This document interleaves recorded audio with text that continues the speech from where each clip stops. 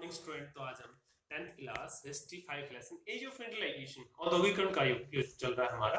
तो इसमें हम जो टॉपिक है व्हाट हैपेंड दी वेवर्स। तो वेवर्स का क्या हुआ तो हम बात करते हैं। मींस इससे पहले जो प्रीवियस टॉपिक में हमने पढ़ा था कि स्पेनिंग जेनी या इंडिया में कॉलोनाइजेशन औपनिवेशीकरण का युग, तो हम वेवर्स के बारे में पढ़ेंगे इस लेसन में। एक गुमास्ता नामक व्यक्ति अपॉइंट कर लिया जो सप्लाई कलेक्ट करता था और ऑर्डर देता था, रॉ मटेरियल भी देता था वेवर्स को। तो हम देखते हैं व्हाट हैपेंड वेवर्स, जो टॉपिक हमारा है। तो what happened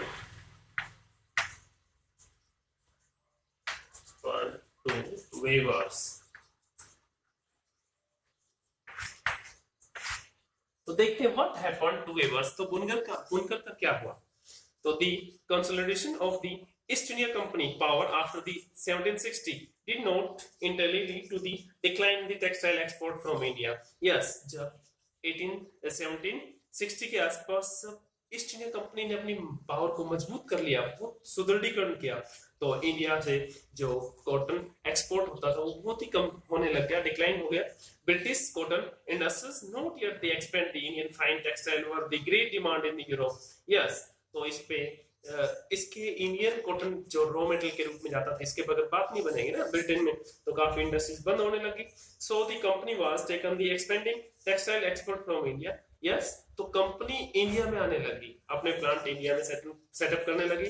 before the establishing political power in Bengal and Karnataka in the 1760 and 1770। Yes, इससे पहले की बात करते हैं जब राजनीतिक सत्ता बंगाल और कर्नाटक में मिल गई 1760 एंड 70 की बात करते हैं के आसपास, जब ईस्ट इंडिया कंपनी ने कर्नाटक और बंगाल को अपने कब्जे में ले लिया, तो supply of the goods from export, और यहां से निर्यात करते थी जो रॉ कॉटन की, एंड फ्रेंच, डच, पुर्तगाली as well as local trader competed in the market to source woven cloth. Yes, जैसे हम बात करते हैं सबसे पहले 1498 में वास्को डा गामा आया था इंडिया में, ऐसे ही पुर्तगाल से था, लिस्बन से, ऐसे ही एक के बाद एक, कभी फ्रांसीसी आ रहे हैं, कभी डच आ रहे हैं, कभी स्पेन के आ रहे हैं, कभी ईस्ट इंडिया कंपनी, तो एक के बाद एक लोकल कोर्ट में compete in the market source दी जो लोकल ट्रेडर्स, जो स्थानीय बाजार, वीवन क्लॉथ, यस, कपड़ा खरीदने के लिए बहुत प्रतिस्पर्धा हो गई थी। And so weavers and supply merchant could bargain, मोल भाव करते थे, बार्गेन पहले वीवर से, and supply merchant and try selling the produce to the best buyer. Yes, तो जो भी अच्छा हाई रेट पे लेगा कपड़े को उसको बेचते थे। लेकिन in the their letters back to the London company officers continuously complained of the difficulties of supply and high price. Yes, तो कंपनी के जो ऑफिसर्स थे बार बार कंप्लेंट करते हैं ब्रिटेन में कि बहुत प्रतिस्पर्धा होगी हमारे साथ, ईस्ट इंडिया कंपनी के साथ और भी कंपनियां की कंपटीशन चल रहा था, और काफी कि अभी बहुत हाई हो गया प्राइस। तो however once the East India Company established political power, yes, जो ईस्ट इंडिया कंपनी थी उसने कैसे इंडिया में अपनी प्रभुसत्ता स्थापित की, and could assert in the monopoly right to trade, और एक अधिकार मिल गया राइट टू ट्रेड में।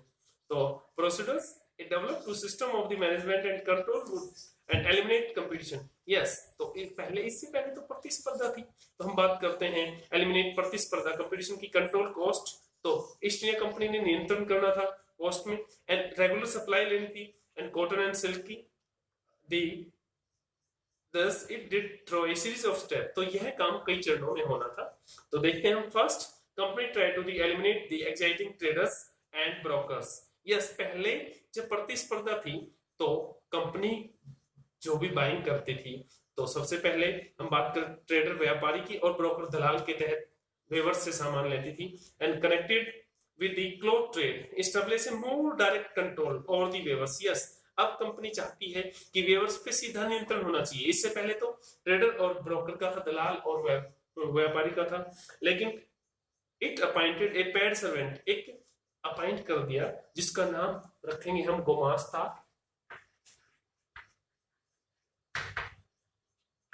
गुमास्ता नामक व्यक्ति, एक पेड सर्वेंट जो अपॉइंट कर दिया, जो वेवर को collect, supply and supervision weavers, और उसके काम की देखरेख करेगा, and collect, supply and examine the quality of cloth. Yes, और जो कपड़े की जो क्वालिटी है उसको भी फिक्स करेगा, नियंत्रण करेगा, गुमास्ता नामक व्यक्ति। तो second, prevented company weavers from the dealing the other buyers. Yes, अब जो कंपनी का जो एजेंट था, मींस ब्रोकर एंड ट्रेडर की जगह गुमास्ता जो अपॉइंट किया है, तो वो अब उसको वेवर्स को बांध देगा, मींस एडवांस की रकम दे देगा कुछ, या मेटल देगा, इसलिए वेवर्स किसी और को क्लॉथ नहीं बेच सकता।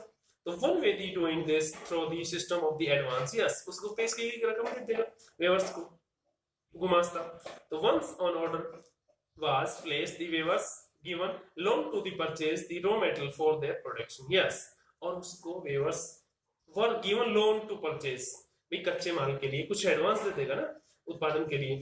And those who took loan had a hand over the cloth they produced gumasta, and they could not take in the any other trader. Yes, अब weavers बंद गया और सप्लाई का टाइम रख लेगा भी 1 वीक है 2 वीक है जितना भी, ये तब तक क्लॉथ तैयार हो जाएगा। लेकिन अब वेवर्स किसी बुनकर किसी और को कपड़ा नहीं दे सकता, सप्लाई नहीं दे सकता, जिसका प्रॉमिस किया उसी को देगा, उसी गुमास्ता को देगा, उसी से रॉ मटेरियल लिया है या एडवांस लिया है कुछ।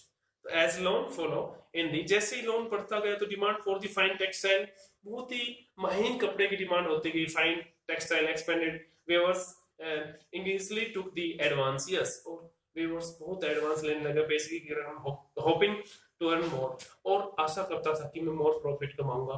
Many weavers had small plot of the land and they earlier cultivated along the weaving and the produce this took care of their family need. Yes, अपनी परिवार की आवश्यकताओं को पूरा करते, जो भी इनके पास लैंड थी उस पे जो भी सुबह से हम टाइम निकाल के वेविंग के अलावा और खेती बाड़ी का काम करते थे। लेकिन अब सारा काम लैंड भी, खेती बाड़ी का काम भी नहीं करते, अब सारा ही जो है टाइम वो वेविंग पे लगा देते हैं, लेकिन फिर भी कोई बेनिफिट नहीं हुआ। Now they had to the lease out of the land and devote all their time in weaving. Yes, और अपने लैंड को लीज पे दे देता है कर्ज पे किसी फार्मर को। Weaving in the fact required to labour of the entire family and childrens women, और अपने परिवार के में जो भी सदस्य हैं, चिल्ड्रन बच्चे हैं, वुमेन है, तो all in engage the different stage of the process. Yes, जो कपड़े बनाने की विभिन्न जो प्रक्रिया है उसमें उनको बिजी रखता है। And soon, however, in the many weaving villages, अनेक जो बुनकरों के जो गांव थे, और रिपोर्ट ऑफ द क्लासेस दंगे होने लगे, और between the weaving and gumashta. Yes, weavers और गुमास्ता में दोनों में टकराव होने लगे। तो earlier supply merchants very often live with the weaving village. Yes, पहले जो मर्चेंट और ब्रोकर्स था वो तो गांव के व्यक्ति होते थे जो ईस्ट इंडिया कंपनी को सप्लाई देते थे, लेकिन अभी हम बात करते हैं गुमास्ता। तो गुमास्ता एक बाहर का व्यक्ति है, कोई गांव के लिए अनजान व्यक्ति है। तो village relationship and weaving looking after the needs and helping time in the time of crisis, या संकट के समय तो उनकी हेल्प करता था। एंड जो ट्रेडर था और ब्रोकर्स, नाउ गुमास्ता वर आउटसाइड, गुमास्ता बाहर का व्यक्ति है, and with no long time social link of the village, और लंबे समय तक गांव से कोई संबंध नहीं थे। And they act arrogantly and march of the into village and सिपाही पियोन, और सिपाही को लेके वेवर्स के खिलाफ जो भी बीटिंग पीटता था उसको पनिश देता था weaver for the days supply, अगर वो सप्लाई को डिले करता था तो। And flogging, beating and flogging them, उसको कोड़े लगाता था और उसको पीटता था।